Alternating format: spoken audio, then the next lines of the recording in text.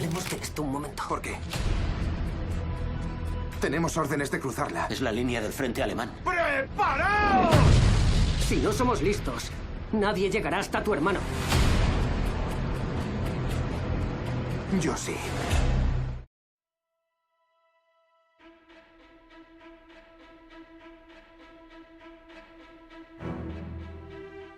I suppose the story my grandfather told me, he fought in the First World War. He was 17 when he arrived. It always stayed with me, and one particular story of carrying a message across no man's land, and I thought, what a great idea for a single journey, for a movie. And when I came to have the confidence to write my first script, that was the story I wanted to tell. It just wouldn't let me go. It kept pulling and saying, me. So that was why I went to it. And then once I decided it was going to be in 2 hours of real time, it seemed obvious to me that it should be one shot, because I wanted to lock the audience in with the central characters so that they experienced it in exactly the same time as the central characters. The difficulty was how to do it, but the why was an emotional one. I wanted them to feel time passing, I wanted them to feel the distance, understand that they would have to live through everything that the characters lived through, whether they wanted to or not.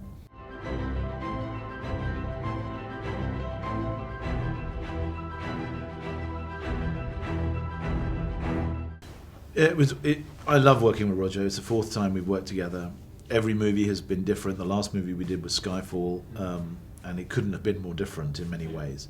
You know, Roger is very much like me in that he wants to create a style specific for each movie. He doesn't shoot each movie in the same style.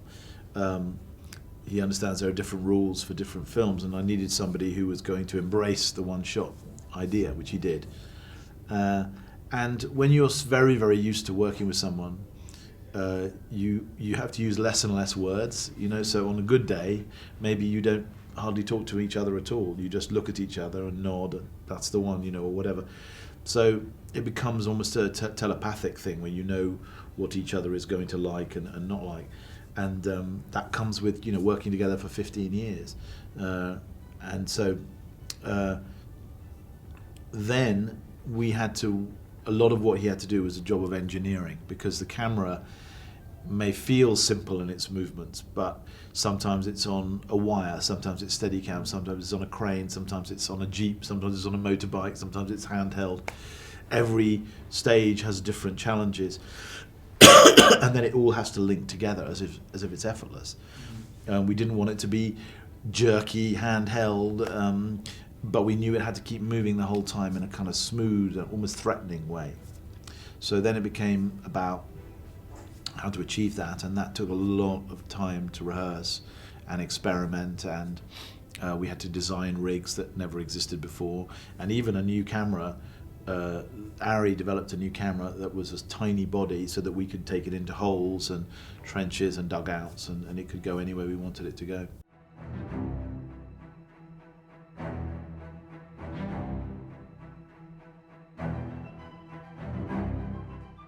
Yes, I think if they hadn't been good, they would have taken you out. But for me, the reason they're well known, those actors, is because they're very, very good.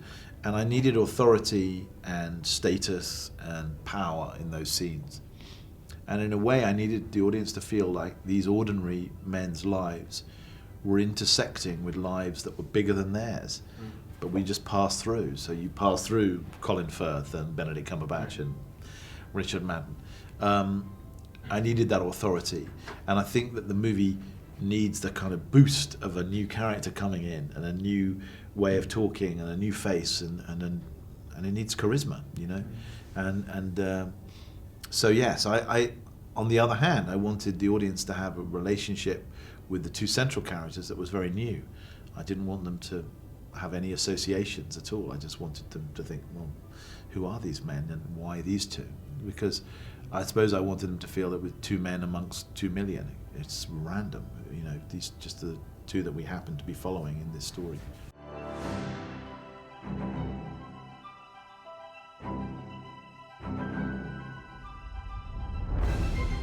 Yeah, I don't think it's, for me, I think this movie could be made about 2 German soldiers, 2 French soldiers, 2 Belgian soldiers. I don't think it's specifically about the British experience. I think it's about the human experience of war.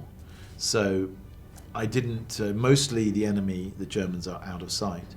And when he does meet them, you know, he comes face to face with one in the burning town at night. He looks just as frightened and just as confused as everyone else. For me, everyone in the movie is lost in the fog of war, and so it's not particularly nationalistic statement about the British were the good and the Germans were bad. It's about the confusion and chaos and the fact that these people went through it for something bigger than themselves. They sacrificed themselves for an idea, and that idea was to have a unified Europe, a free Europe. Ultimately, that's what they were fighting for, which is something that we should all remember now, I suppose. Buena suerte.